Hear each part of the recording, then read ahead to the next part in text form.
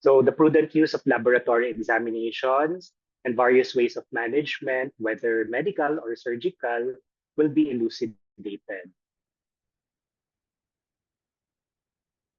So what are our course objectives? Okay, so upon completion of this course, the students should be able to first, of course, know the basic concepts in ophthalmology.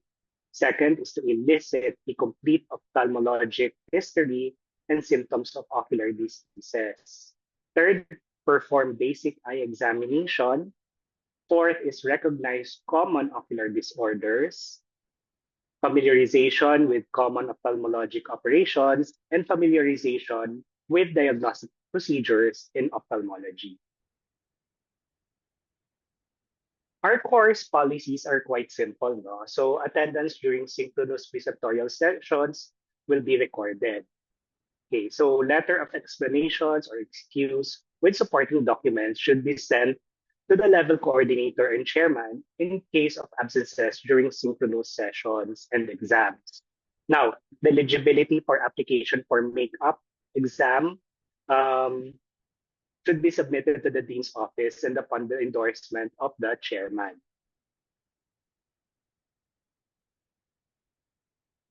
We will be asking you to sign a conforme. Okay, so this will be uploaded in your uh, on your canvas, no? And the deadline for accomplishing this and signing this one will be on August 15, 2025, and that's on a Friday. Now, let me introduce you to the esteemed faculty of the department, which is headed by Dr. Edgar Leuenberger, who is the chairman of the department for both the hospital and the College of Medicine. He is a glaucoma specialist. So I'm the current vice chairman for residency education, as well as the training officer of our residents. Dr. Louis De Grano is the Vice Chairman for Medical Education, while Dr. Cynthia Versosa is the Vice Chairperson for Services. And finally, we have Dr. Paul Gomez, who is the Vice Chair for Research. Okay. So these are members of the faculty also, Dr. Arenal, Dr. Rigo Reyes, Dr. Jonathan Rivera. So we have Dr. Rafael Cruz, who is the floor coordinator, Dr. Paul Gomez, the year level 3 coordinator, and me as a Y2 coordinator. So we have also the former head, the cataract section, Dr. Efren Garcia, Dr. Jerome Briones, who is the current head of the cataract service, Dr. Glenn Guevara, and Dr. Mark Anthony Imperial, who is our previous chair. Basically, we have designed this course outline in such a way that we will be tackling all parts of the eye and discuss all conditions that are related to that. So for this session, I'll be discussing the eye symptoms and eye examination, which will be followed by Dr. Imperial's lecture on July 21. He will be discussing errors of refraction. Dr. Rivera will be discussing it on will be discussing disorders of the cornea on July 24, red eye and tearing by Dr. Garcia on August 4th, and Dr. Reyes will be discussing cataract on August 11th. Now, we will be having our first SGB, so kindly take note of this one, or OSCE, on August 18. This will be face-to-face. Your room assignments will be announced soon. This is a 2-hour session, 1 hour per section, I mean. Okay? So these are the following holidays. Medyo madami pala, no? Quezon City Day, Ninoy Aquino Day, and National Heroes Day. So first long exam will be scheduled tentatively on the following dates. Again, we will be just announcing the final schedule and the final venue for this exam. On September 21st, Dr. Leuenberger will be discussing the topic on glaucoma. Dr. Guevara will be discussing disorders of the optic nerve on September 8th. Dr. Arenal will be discussing disorders of the retina and vitreous and choroid on September 15, while Dr. De Grano will be discussing macular diseases on the 22nd. Again, we will be having our second mini case or mini OSCE or SGD on the 29th. Again, this will be a face-to-face session and the room assignments will be announced by our secretary. Now, second law exam will be on either of the following dates. Okay? Ocular trauma and emergencies will be discussed by Dr. Faye Cruz on the 20th of October.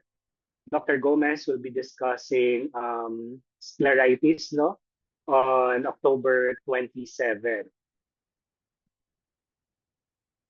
So pediatric ophthalmology will be discussed by Dr. Versosa on November 3. Disorders of the lids by Dr. Briones on November 10. And we will be having our last SGD on the 17th. Third long exams between November 24 to 25, and the final exam will be held on either of the, I don't know, dates between siguro December 1 to 5. Okay? So how do we evaluate? So basically, we have the following exams. We will be having the first three long exams, which consist of 20% of your grades. Quizzes will consist 10% of your total grades, and the final examination will consist 30% of your total grade. No? So you better study hard kasi para mataas yung makuha niyo. So ophthalmology is basically easy subject. So hopefully you will all get a high grade. Okay, so non-cognitive evaluation, of course, you will be asked to attend the sessions. Okay, so absence in 20% or more of the required total attendance will mean failure due to absences. Of course, SGD participation is important. So if you were able to participate during case discussion, it means you passed. If you fail to complete the requirements during SGDs, that warrants an incomplete grade. So I'll skip this one. Okay. So for our reference, okay, we will be using this textbook, Self-Instructional Material in Ophthalmology by Dr. Marisa Valbuena. So do you have any questions regarding our course? Tahimik. Okay. So if there are none, do you wish to proceed with the lecture na?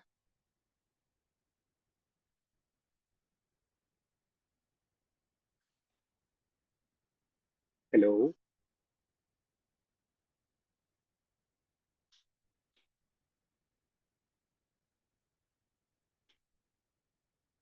Okay, so I guess I'll be proceeding na.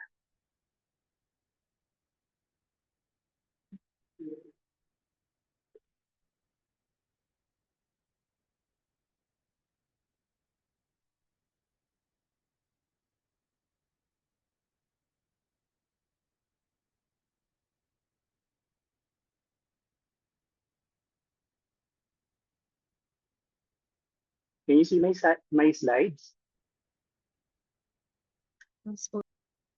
All right. Thank you.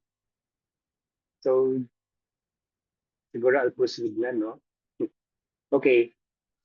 So again, I'm Dr. Aklan. I'll be discussing the module on ocular history and eye examination. So these are my disclaimers. So the following lecture is provided solely for educational purposes and is intended for the use of students at the UERM Medical Center. So by accessing and participating in this lecture, UERM students acknowledge and understand the educational nature of the content and agree to use the information responsibly and in alignment with the principles of academic integrity. So slides might include patients of pictures of real patients, no, for whom consent was obtained beforehand. So kindly avoid any unauthorized sharing of this material. So these are my objectives. By the end of the lecture, learners are expected to recognize and differentiate between various common eye conditions, know and discuss the potential underlying causes associated with each symptom, discuss the rationale behind each part of the eye examination, and of course, confidently perform a systematic eye exam. So let me start off with this quote. Our eyes are not only the windows to the soul, but also a gateway to understand a person's health status. So as a healthcare professional, mastering the art of examining the eye is of utmost importance. So through this lecture, we aim to equip you with the knowledge and skills necessary to conduct a comprehensive eye assessment with confidence and precision. So the lecture will be basically divided into the following. So abnormalities of eye symptoms and then basic eye examination. So for eye symptoms, we will be discussing abnormalities of vision, abnormalities in appearance, abnormalities in ocular sensation. Whereas for the basic eye examination, we will be discussing visual acuity testing, gross examination of the eye, assessment of the extraocular movements, and determination of intraocular pressure. So, excuse me for a bit. I'll just attend to something.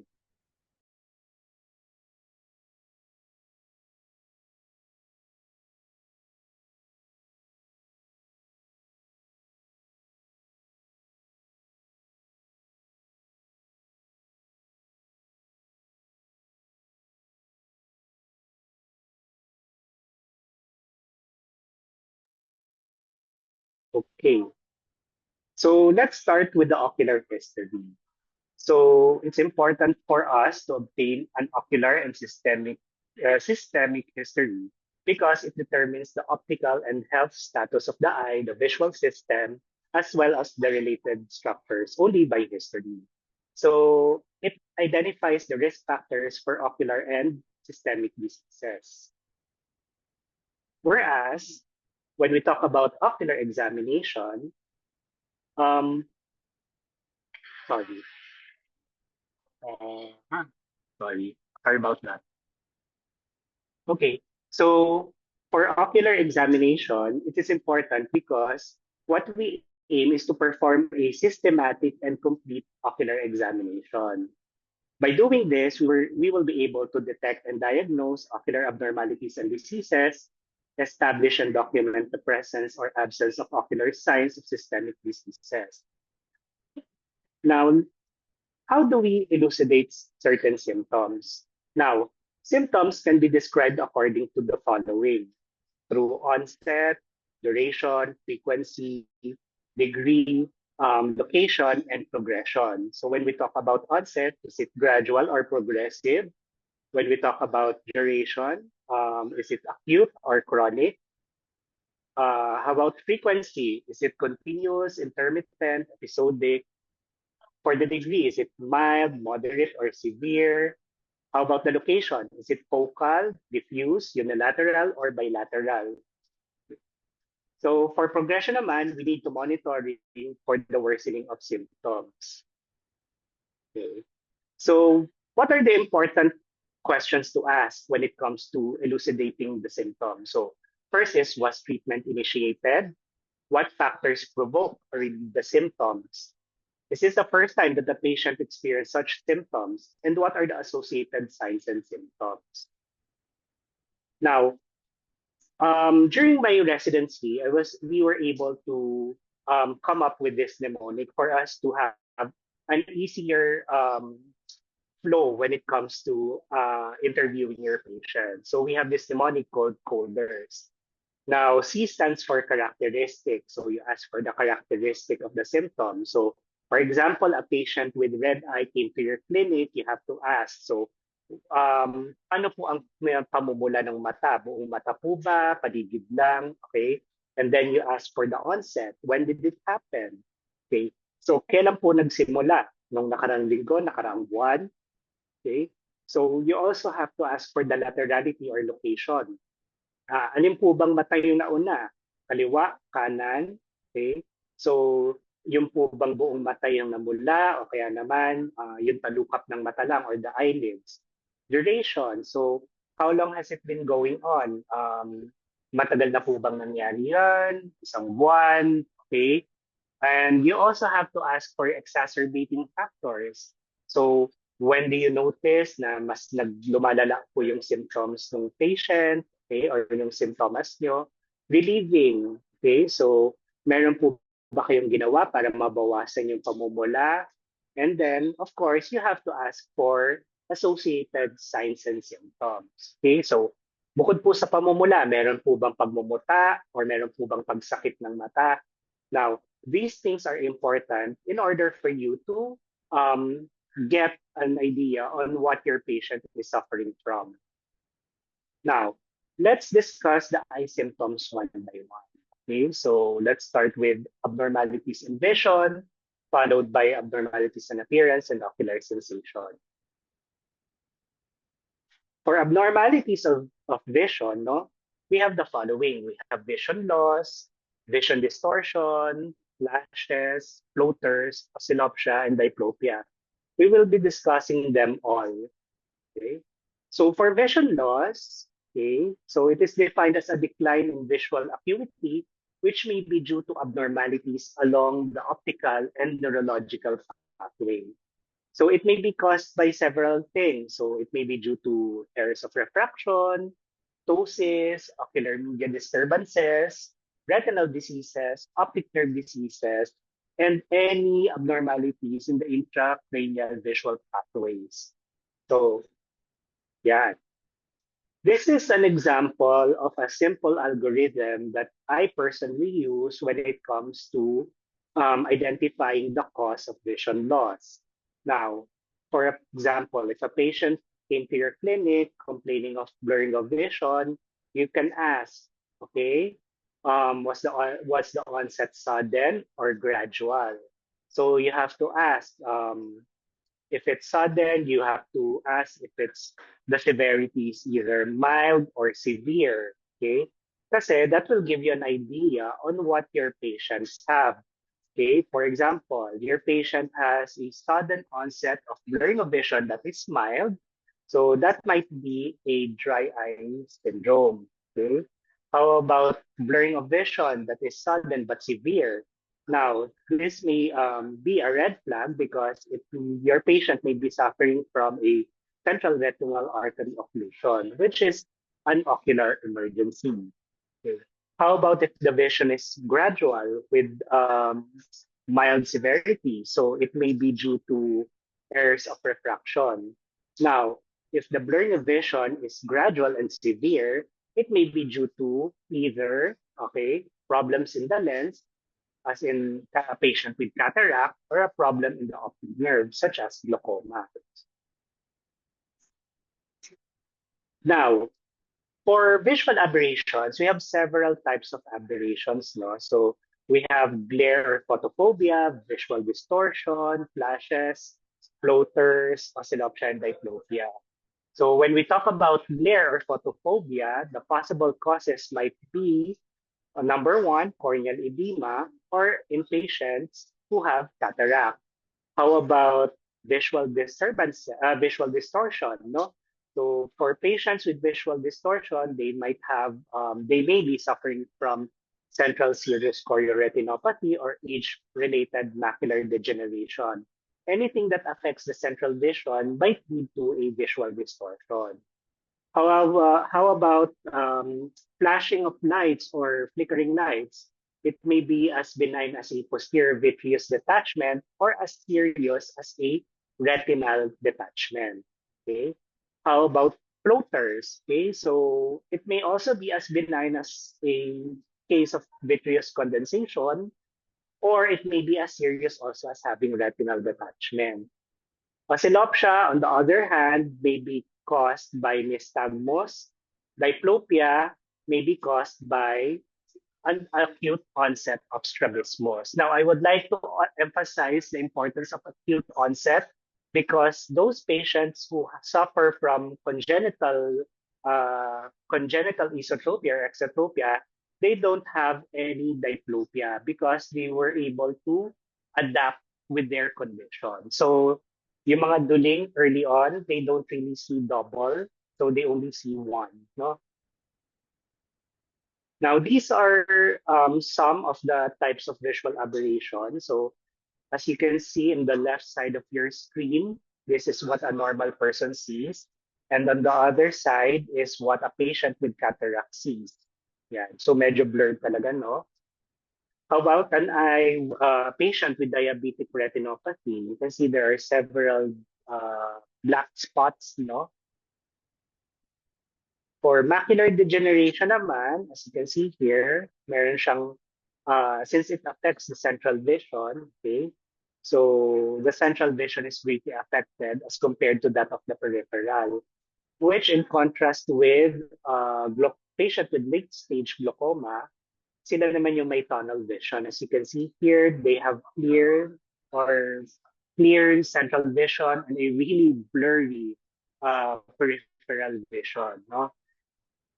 This is a patient with nystagmus. Okay, so sorry, medyo nahilo din ako doon. Okay, now let's go to the abnormalities in appearance. Okay. So we will be discussing the red eye, color abnormalities apart from red eye, ptosis, focal growth or masses, proptosis, ocular deviation or strabismus, and abnormalities in sight. Now, let's first discuss red eye. Now, red eye is a very common symptom, but what's important for you to know is to differentiate redness from the lids and periocular area from that of the globe. So what do I mean by that? Okay, as you can see here, a patient will come to you complaining of red eye. But as you can see here, it affects the lids rather than the globe itself. No? So in cases of external hordeolum, preseptal cellulitis, and a more serious condition such as orbital cellulitis. As compared to this one, okay? So this greatly affects the globe, such as bacterial conjunctivitis, no? Nodular episcleritis, diffuse episcleritis, as you can see here, and subconjunctival hemorrhage. So how about color abnormalities other than redness? Okay, so you have to check for the color of the sphere and the conjunctiva also, and you have to take note if the patient has jaundice, if the patient has hyperpigmented lesions, as you can see here in cases of melanoma, no, thinned out or bluish sclera in cases of those with osteogenesis imperfecta, white opacity, as in leukocoria. In this case, this is a patient who is suffering from a microbial keratitis, which is an infection of the cornea. Okay, or leukocoria as in patients who have white reflex, as in cases of those having retinoblastoma. Now, how about eyelid ptosis? When we talk about eyelid ptosis, we talk about drooping of the eyelids. Okay? So, kirat ng mata. Now, there are several types of ptosis. No? It may be due to age, as in aponeurotic type of ptosis. It may be due to mechanical mechanism, as in those with masses that greatly drag the eyelids down. Okay? Or it may be due to neurogenic factors, as in those who suffer from Bell's palsy or stroke, okay, they have lid ptosis as well. How about focal growth or mass? So when we talk about focal growth or mass, this refers to any growth found in the eyelids or surface of the eye. Okay? So it may be a patient might complain of ributlig, bukol, or namamaga. No? So as you can see here in this photo here, okay, this is an example of a patient with pinguecula, okay, whereas the patient below, okay, you can see here there's a mass, no, on the upper eyelid, which is an external hordeolum. Now, let's talk about proptosis. Okay, so this image, hindi siya galit, no? Hindi siya nananakot. Okay, this is a patient who has thyroid eye disease. Okay, So patients often complain as lumuluwa ang mata or dilat ng mata. Okay? How about ocular misalignment? So these are type of patients who enter and complain of having naduduling or nababanlag. So what's important for you to take note is the different classifications of ocular misalignment. So when we talk about esodiation, it means inward turning, exodeviation, meaning outward turning, hypertropia or hyperdeviation, which means upward turning, and hypotropia or hypodeviation, which means downward turning. How about abnormalities in size? Now, disparity in the size can either be between corneas or that of the globe. Okay, so these are patients of mine, no? So if you're going to observe here, the patient's left eye is quite bigger, no? As compared to the other eye. This patient has rhabdomyosarcoma, while this patient here in the middle, okay, is a patient that suffers from retinoblastoma. This is a patient who have undergone chemotherapy. That's why the other eye is quite smaller as compared to the other. But again, take a look at the white reflex, no? Okay, so if you see a patient that has a white reflex, especially among children, you might have an increased suspicion of having retinoblastoma. How about this one? This is a patient who has been diagnosed with congenital glaucoma. So the increase in pressure in the eye causes the globe to expand as well as the cornea, which causes an abnormality or a disparity between the size of the right and the left. Okay, so for ocular abnormality sensation, we will be discussing three. No, we will be discussing eye pain, eye irritation, and headache. So when we talk about eye pain, okay, it's important for you to take note of the location of where the pain is coming from.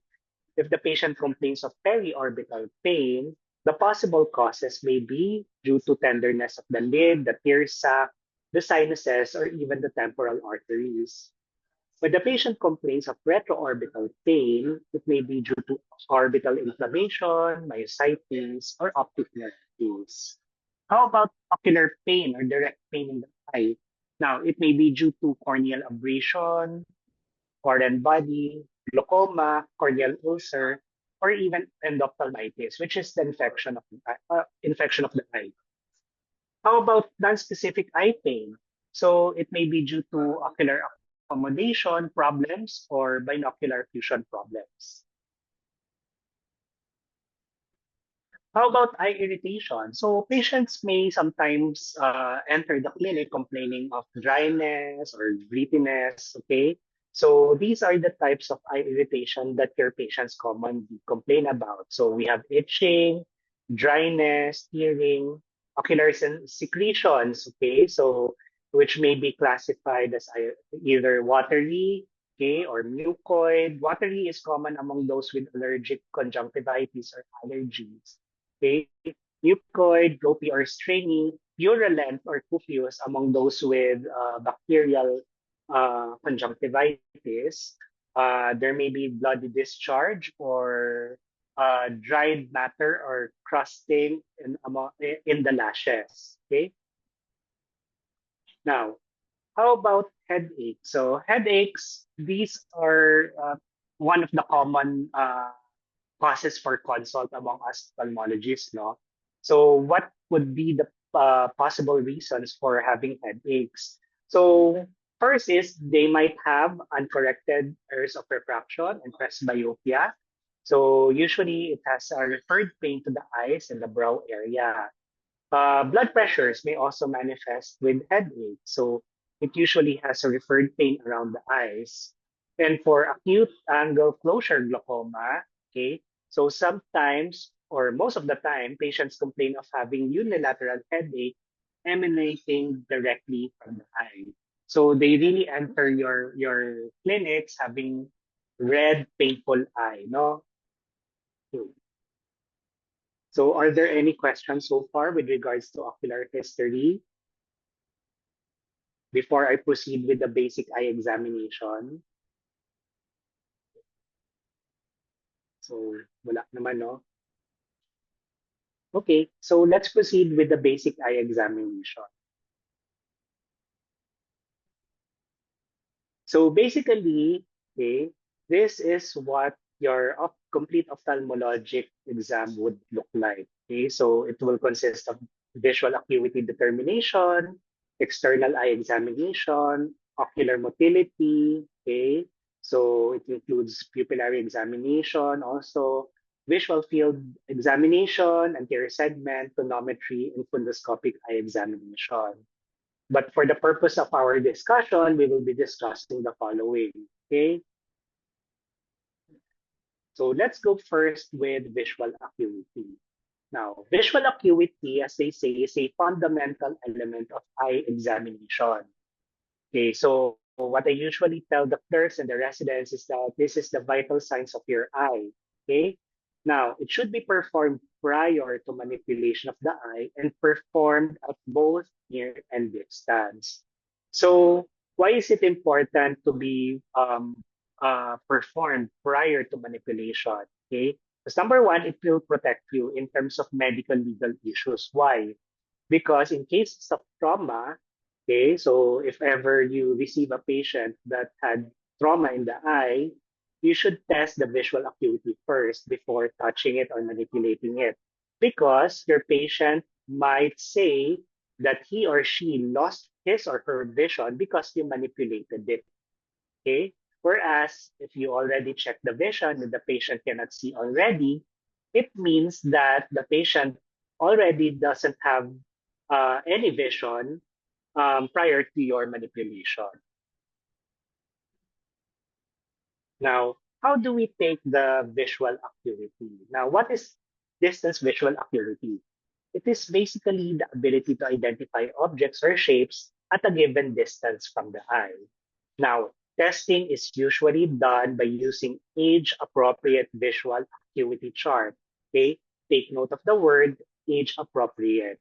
Okay, now, um, distance visual acuity is usually expressed in ratio or in fraction, as you can see here. Okay, so the numerator basically it states or it shows the distance at which the test is being performed, while the denominator is the distance read by a person with normal visual acuity. Okay, so in short, when we talk about the numerator, it's what your patient sees, and the denominator is what a normal person can see. Okay? For example, if the visual acuity of the patient is 20/70, okay, 20 over 70, it means that your patient can see it at 20 feet, but a normal person can actually see it 70 feet away from the target. Understood? Okay. Now, again, I've mentioned no, that there are several types of visual acuity charts, and that the visual acuity charts should be age appropriate or literacy appropriate, as you can see here. The first one is what we call the ETDRS chart, or the early treatment for diabetic retinopathy study chart. Okay, as you can see here, let me zoom this a little, no? Okay, they have different optotypes, okay, or letters, no? But they have the same number and same sizes per line, as you can see here. Okay, they each line consists of 5 letters. Okay, so the next one is the rather common type, which is the Snellen chart. Okay. So you can see here, if you're going to compare it with the ETDRS, the letters per line are quite different in numbers, and also the shapes are quite varied. Okay. Tumbling E, on the other hand, is what we usually use among patients who are illiterate. Okay. So we just ask them, or even children, no, or pre-verbal children, we just ask them to imitate where the fork is directed. So for example, as you can see here, the fork is directed to the left. Okay, this one's directed downwards, okay, or sideways. Now the last one, as you can see here, is the Leia symbols chart. Okay, so if you're going to observe the shapes of the Leia symbols, okay, it's quite universal. So we see an apple, a square, a house, and a circle. Okay. So this is universally accepted. So when it comes to research, what we usually use are either ETDRS chart for those adults or literate patients, or the Leia symbols among children, because these are the um, standardized visual acuity charts. Sorry. Okay, so how do we check for the distance visual acuity? Now, the important things that you have to consider here is number one, position. Okay, you should position your patient at approximately 20 feet away or 6 meters. Number two is occlude or cover. No, you have to occlude one eye and you have to test one eye at a time. Now, the third one is you do pinhole. If the visual acuity is worse than 20/20, okay, you have to do pinhole. Okay. Now, it's important for you to assess the number of letters that the patient can correctly identify on each line. As you can see here, no? Okay. And you have to record the number of letters that are read correctly. In cases wherein errors have been committed, you should note minus sign and number, okay, if the patient has two mistakes or less. But if your patient's committed more than two mistakes, you should use the line above as the visual acuity and add up to plus two correct letters from the next line. Okay. So for example, in this case, okay, let me zoom this a little bit. Okay. All right. So it says here HBZDS and incorrect KB.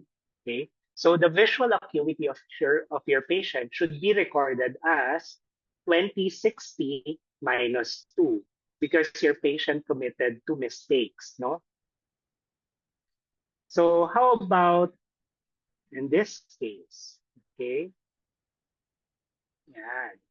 So your patient was able to read HVZDS and CVKD, then C blank blank H blank. Okay. So your patient wasn't able to read 3 out of 5 letters. Again, the golden number is 2. So in this case, you should record your findings as 2160 plus 2 because the patient was able to get two correct letters from this line. Okay. Is that clear? Okay. Now, what if the patient cannot see the biggest letter from the visual acuity chart? Okay. So these are the things that you can do. First is reduce the testing distance. If your patient cannot do that, you ask the patient to count your fingers at 2 feet. Okay. What if the patient still cannot see that? So you proceed with hand movement. You ask the patient to identify the movement of your hands. Number four, the patient can still not identify your hand movement. You proceed with light projection. And finally, light perception. So, yeah. So again, if your patient cannot read the biggest letter, you ask the patient to move closer by increments of 5 feet. So if your patient cannot see the 2200 mark, okay, you ask the patient to come closer by 5 feet. So if your patient can read that letter, the biggest letters, no, at a distance of 5 feet closer, no, so you have to record it as 15 over 200. So if you ask the patient naman to move closer pa, okay, at a distance of 10 feet from the visual acuity chart, you're going to record it as 10 200, and so on until you reach 5 200. Okay? Now, if your patient cannot see, even if you ask the patient to move closer than 5 feet, you proceed with counting fingers. Again, as you can see in this image, you ask the patient to cover one eye and you test whether the patient can count your fingers held approximately 3 feet. Okay? So if your patient cannot still cannot see your or cannot perform counting fingers, you proceed with hand movement. By doing this, you just ask your patient to identify the movement of the hand. So you can ask, Nay, nakikita niyo po ba yung kamay ko? Ano po ang direksyon? Pataas baba or pakaliwa or kanan? Okay?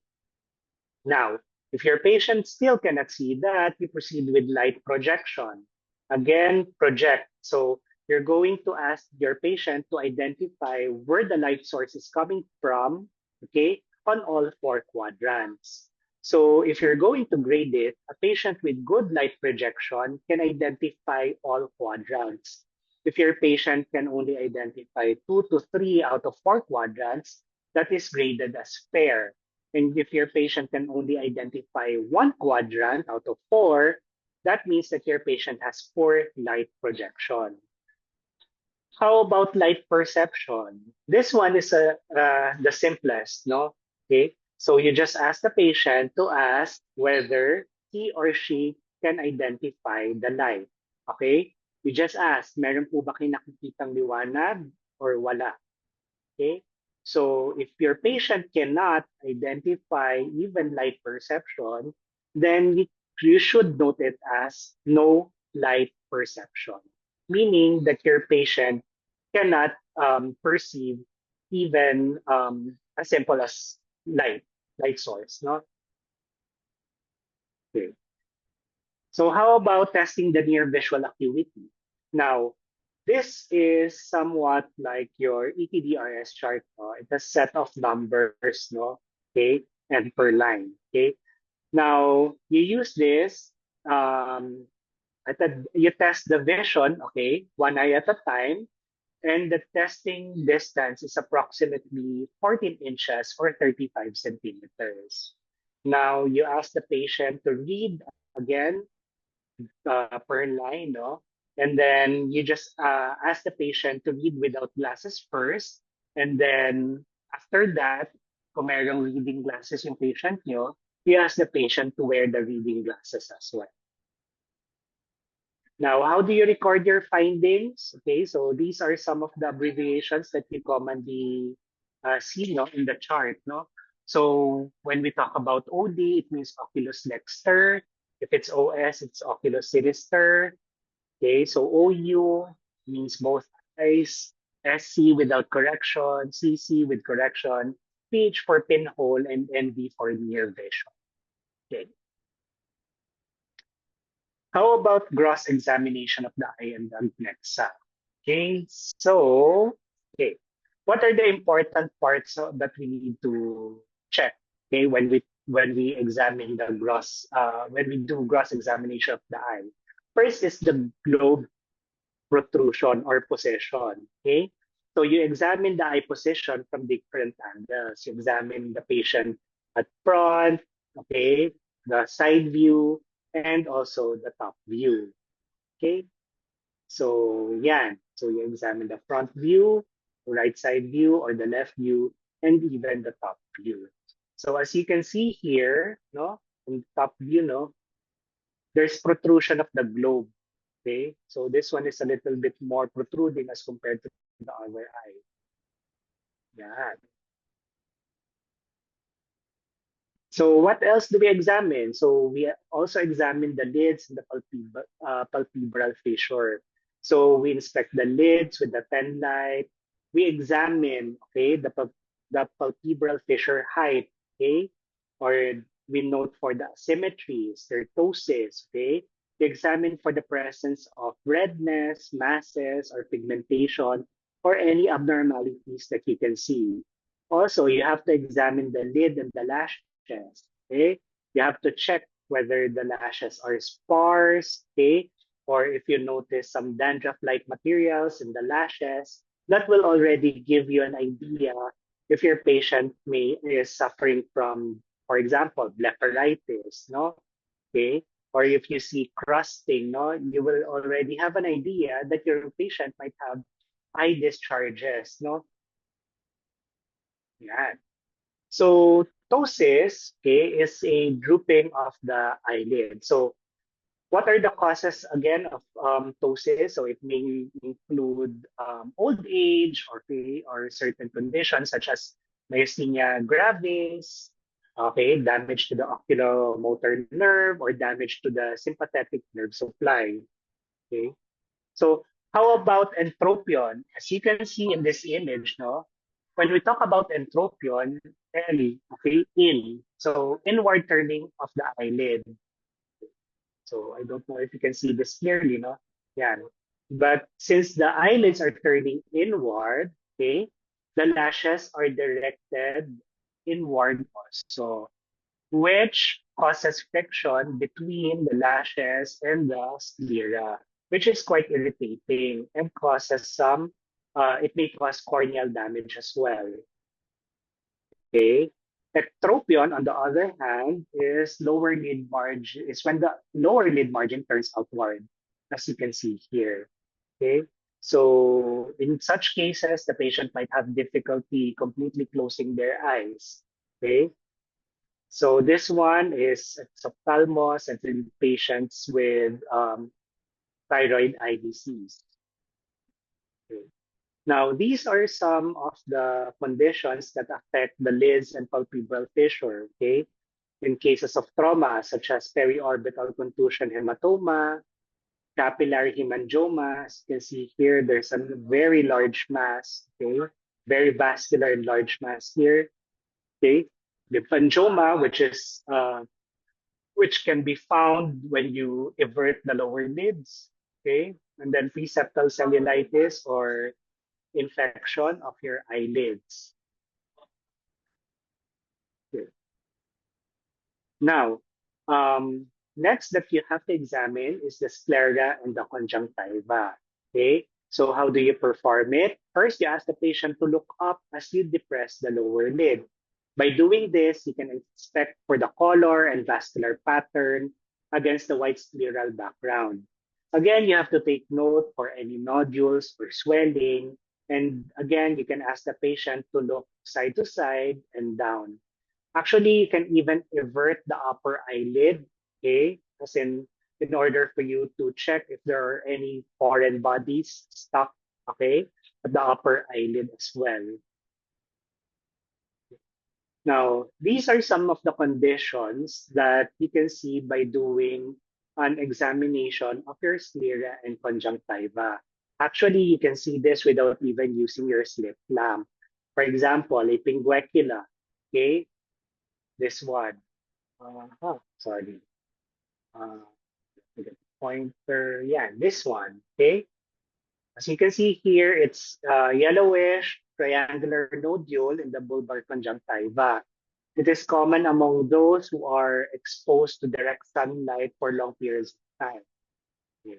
This one is what we call an episcleritis, which is also a benign condition, which is usually a painless localized ocular inflammation, okay, of the episcleral vessels. So it's a nodule, no? Yeah. Sty or hordeolum, it is a painful, tender red infection of the inner or outer margin of the eyelid, as you can see here. Okay, so usually it's caused by Staph aureus, no? Okay, and maybe uh, present either in the inner margin, which is basically a result of an obstructed meibomian gland, or from the outer margin, which basically comes from an obstructive eyelash follicle or tear gland. Okay. Chelation, on the other hand, is a subacute, non-tender, okay, a painless nodule. So the main differentiating factor between a sty and a chelation is the presence of pain. Okay. So if it's painless, it's most likely a chelation. Okay? If it's painful, it's most likely a cordiolo. Again, you should take note of the cornea and the lens as well. So you can examine it without using a slit lamp by doing an oblique lighting, and it is with the use of your pen light, and inspect the cornea of each eye for opacity. So you should also note for any opacities in the lens that may be visible through the pupil. Okay. Now, what are some of the conditions that you can identify by examining the cornea and the lens? First off, we have the corneal arcos. So when we say corneal arcos, it is a thin grayish white arc or circle that is at the edge of the cornea. Okay, almost at the edge of the cornea. So it is usually accompanied by, usually you can see it uh, among elderly, no? For it is a part of a normal aging process, or in among younger adults, no? However, among young adults, it suggests usually of hyperlipoproteinemia, but most of the time it's usually benign. Okay. Next here is what we have. What this is a corneal scar naman, no? Okay? So, well, like any type of scar, no? It is a superficial grayish white opacity in the cornea, which is secondary to an old injury or inflammation.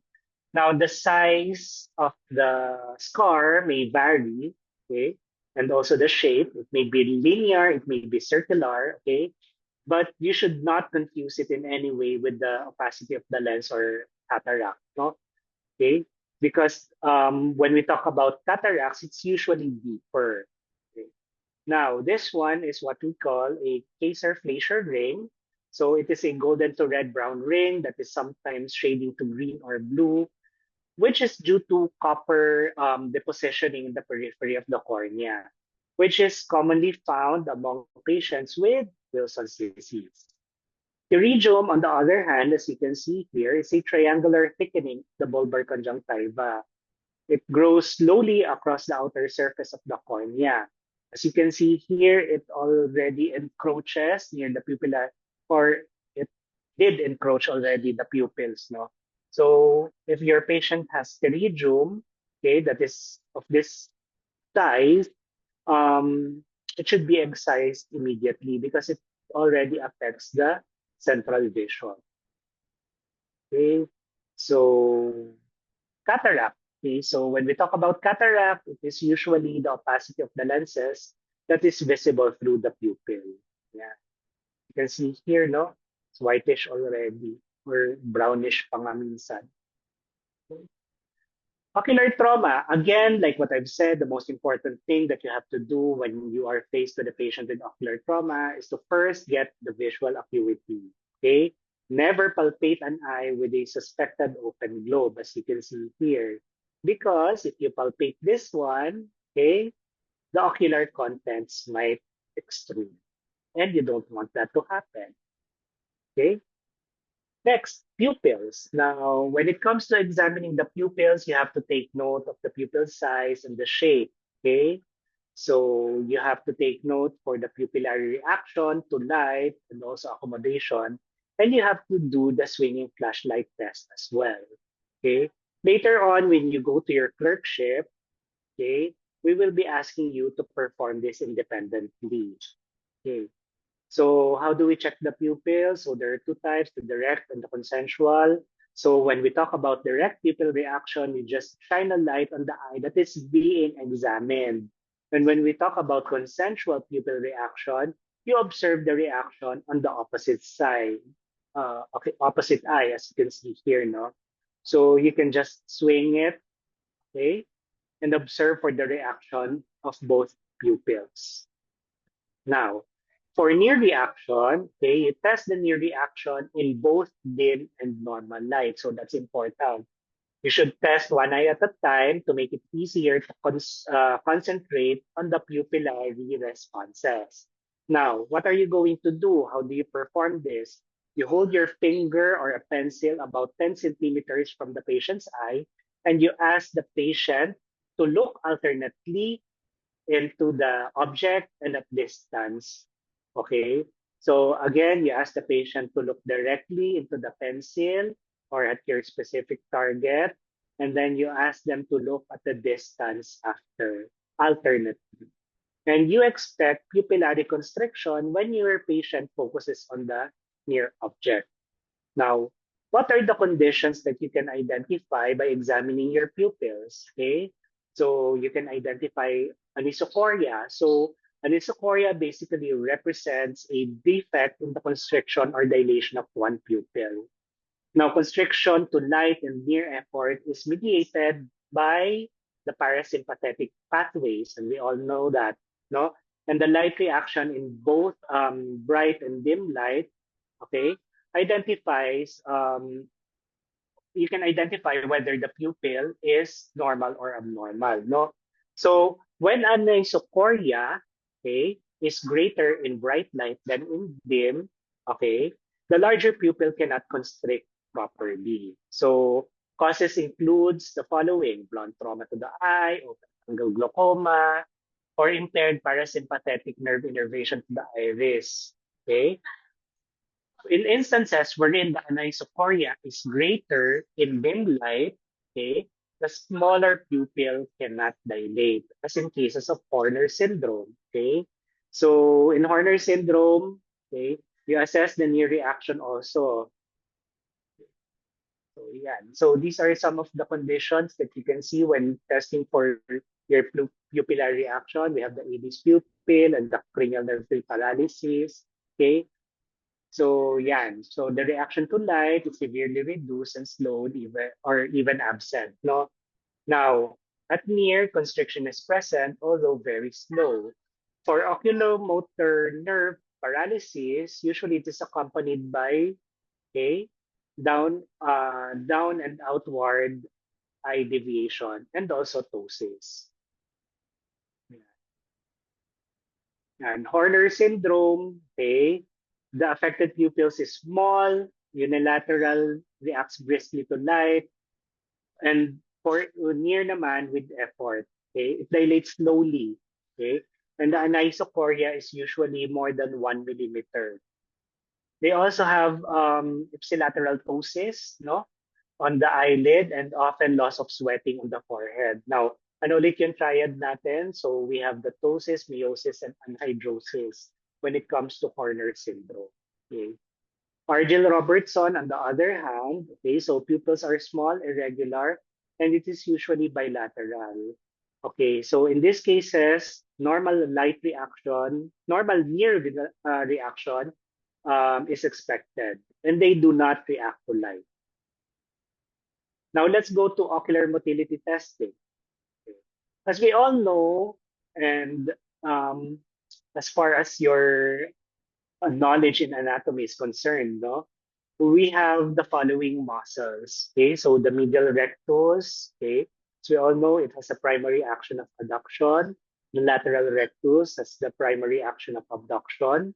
Okay, when it comes to inferior and superior rectus, we already have the primary, secondary, and tertiary action. Okay, so yan.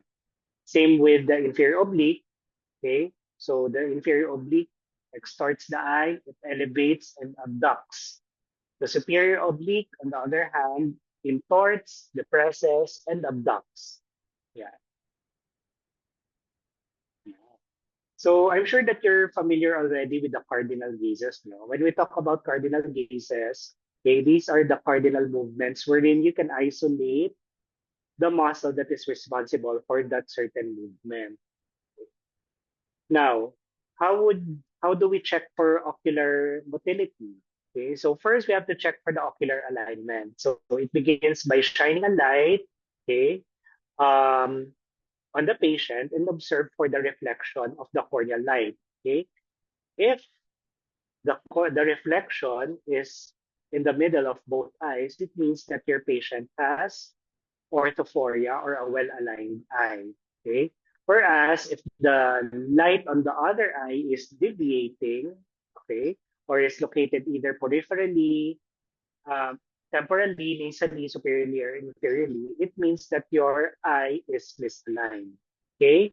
Again, as you can see here, this is actually a patient of mine who has congenital esotropia. As you can see, the light reflex here is located temporally, so meaning the patient has esotropia or the eye is turned inward. And post surgery, as you can see here, okay, it is well aligned. No, the corneal light reflex is already in the middle. Okay. Now, how do we check for the eye movement? So when we talk about motility testing, you instruct the patient to follow your finger, pen light, or a pencil, or any target, not through the six cardinal positions of gazes. Now, all you have to do is you move the target slowly on each position of gaze, and you ask the patient to look at it. Now, the normal testing distance is approximately 14 inches or 35 centimeters. Now, how do we do it? Okay, so first is you ask the patient to fixate, okay, 14 inches away at all cardinal gazes. Okay. Now, next is you test for ductions and versions. When we say ductions, you're going to test the eye, one eye at a time, okay? Whereas versions, you're going to check for the ocular movement when both eyes are open. Now, as you can see here, okay, so eyes only, meaning you have to ask your patients to avoid unnecessary head movements, okay? So you just ask the patient to follow the fixating target using their eyes only, okay? So as you can see here, the patient is being asked to look at all cardinal gazes. Okay, yan. So this is a patient who has exotropia. As you can see here, the corneal light reflex is being projected nasally on both eyes, meaning that the eye is deviated outward. Okay? So if you're going to ask the patient to look at all cardinal gazes, no, you will be able to identify certain abnormalities here, as you can see. Okay? So this eye, the left eye, is quite overacting as compared to the right eye. Okay? So hindi siya pantay. Oh. When you ask the patient to look to the upper left, okay, this eye is quite overacting as compared to this eye. Same goes if you ask the patient to look at the left upper left, okay, the other eye is overacting. Okay. So that's the importance of knowing um, which muscle is acting on their corresponding cardinal gazes. How about intraocular pressure? Now, intraocular pressure is the pressure that is created within the closed environment of the eye. Okay? So there should be balance between the aqueous production and drainage. Okay? Now, IOP varies and fluctuates. Now, the normal intraocular pressure is between 10 to 21. Now, again, I've mentioned that there should be a balance between the aqueous production and drainage because if there's overproduction and less drainage, it will produce an increased intraocular pressure, which may result to glaucoma. Okay. Now, tonometry is how we measure the intraocular pressure, the eye. No, there are several methods when it comes to measuring the intraocular pressure. First, we have the finger palpation or the tension tonometry or digital tonometry, wherein we just ask the patient to look down and we palpate with our fingers and identify whether the eye is soft, firm, or hard. Okay. Next is indentation tonometry. Okay. We also have applanation tonometry and non-contact tonometry. The gold standard for measuring the intraocular pressure is the Goldman applanation tonometry. Okay. So we'll discuss this one by one. Okay. So for Goldman applanation tonometer, so it is contact based and it relies on the flattening of the corneal area. Now, it requires a skilled operator because it takes some time to learn it. That's a rather steep, not really naman steep learning curve, but you need to practice in order for you to um, get an accurate measurement of the intraocular pressure. So it is usually used in ophthalmology clinics wherein a detailed intraocular pressure measurement is mandatory. Okay, we have the non-contact tonometer, okay, or the air puff tonometer. So it depends also parang sa flattening ng cornea din ano. So it uses air, okay, to parang may binoblow na air doon and tinitingnan on how they can get the pressure already by doing that, no? So it is rather quick, non-invasive. It doesn't require any topical anesthetic, but it is less accurate, no? As compared to the Goldman applanation tonometry. So we usually use this if we're just going to screen, okay, for intraocular pressures, but we do not really rely on this one. Again, this is an example. This is a picture of a patient undergoing Goldman tonometry. So this is the Goldman tonometry. It is attached to the slit lamp. We use a topical anesthetic in order for us to anesthetize the eye. And then this will come in contact with the cornea. Okay. And we check the pressure by doing that. This one is a non-contact tonometer, air puff. Okay. So this machine will emit air and then it can already measure the pressure of the eye. Okay. We also have the following. We have the rebound tonometer. Okay, so it's a portable machine also. It doesn't require anesthesia. So it is commonly used in the among pediatric patients because it's very quick, no, it's painless and it's less traumatic as compared to the air puff, no. Yung air puff kasi medyo malakas yung pag blow ng air eh. And meron siyang sound as compared to a rebound tonometer. Tonopen, on the other hand, is contact-based. So since contact-based siya, we use anesthetic. Okay, we anesthetize the eye in order for us to get the visual acuity. Perkins handheld tonometer is like the Goldman tonometer. It's just that it's handheld. Okay, so same principle. It comes in contact with your cornea. You'll be needing anesthetic also in order for you to anesthetize the eye. And it is usually used among community in the community, no? Among field clinics, okay, or if slit lamp equipment is not available, no. Yeah. So as you can see here, this is an example of a rebound tonometer.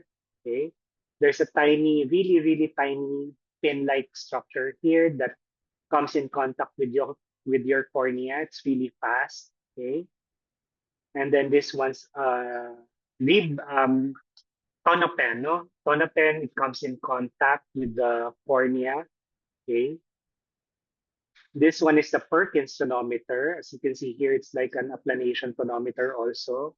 Okay, it also requires anesthesia and it comes in contact directly with your cornea. Okay, so let's go to the last part of your eye examination, which is the fundus examination. When we talk about fundus examination, it can be examined either directly or indirectly. Directly using the direct ophthalmoscope or indirectly using your indirect ophthalmoscope, dilated or non-dilated. Now, what's the difference between the direct ophthalmoscope and the indirect ophthalmoscope? The direct ophthalmoscope, you can see the image upright, okay? However, the field of view is quite narrow. Whereas an indirect ophthalmoscope, it takes a lot of getting used to, no, of learning, because the images here appears inverted and in reverse. And you usually use a special condensing lens in order for you to take a look at the retina. Now, this one is what we use for a thorough examination of the retina. And we usually ask the patient to get dilated so that we can examine even the periphery of the retina.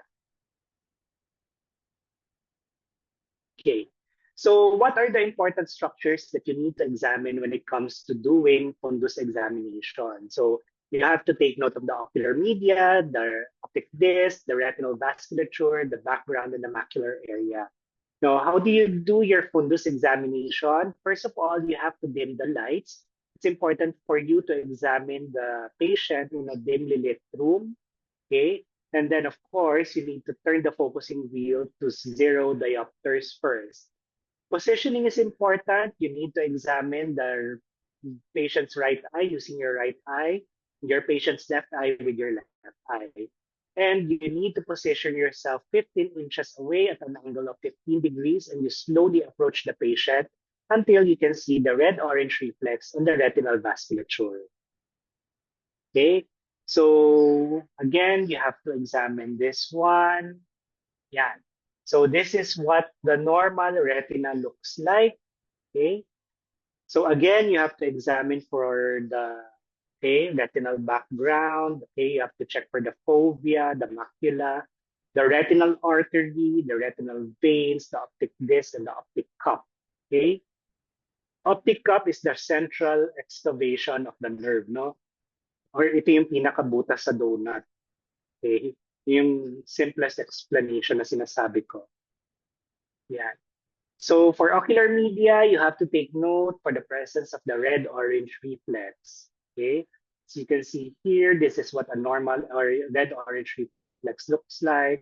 This is what a dull red-orange reflex looks like in cases among those with beginning cataracts or those with vitreous hemorrhages. These patients usually manifest with a dull red-orange reflex, whereas this one is an absent red-orange reflex. This is a patient that has already a dense, mature cataract. Now, these are, when it comes to evaluating your optic disc, these are the things that you should take a look at. No, a normal optic nerve usually has this appearance. So the color is yellowish to orange to creamy pink.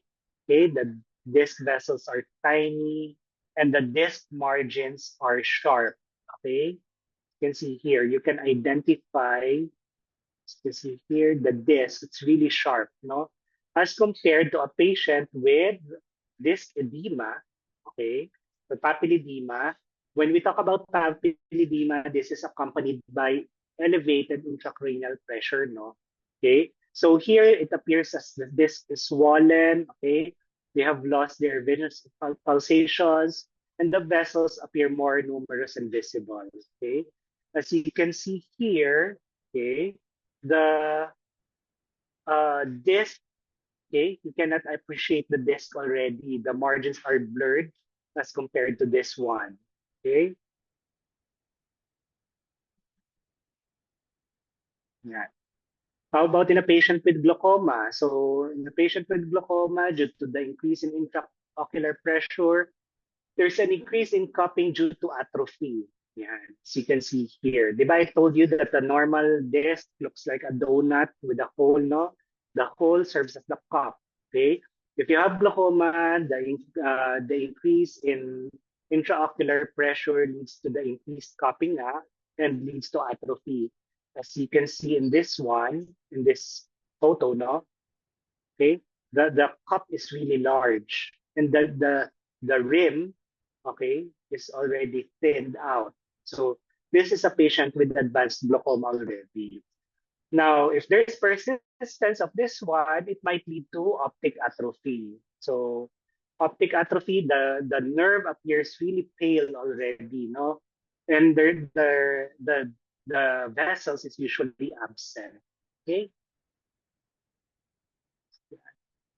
How about the retinal vasculature? So you need to check for the retinal vasculature as well. So the normal arterial wall is usually transparent, and usually only the column of blood is visible, as you can see in this image. Okay, so the normal light reflex is quite narrow. However, in cases of hypertension, no, due to the increase in pressure, it damages the vascular endothelium, which causes narrowing. Okay, so yeah, so there's focal narrowing, okay, as you can see here, okay.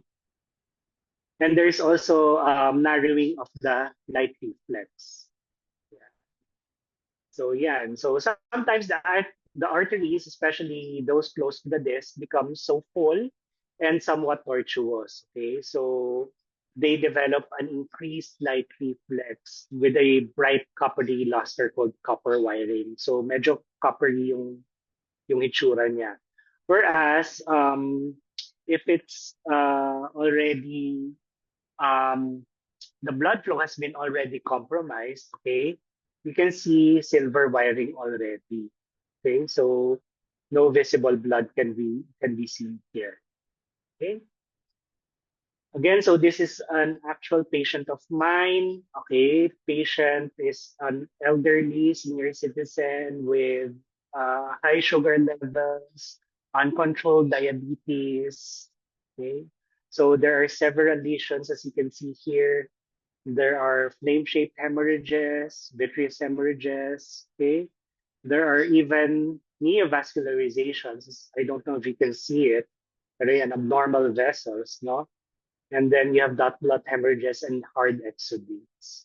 Okay, so that's it. That ends my discussion. Are there any questions?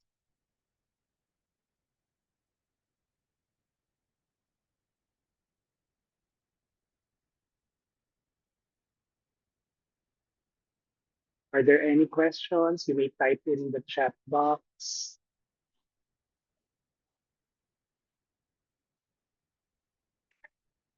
Okay, so if there are none, okay, so and my message, kindly turn on your camera for the photo.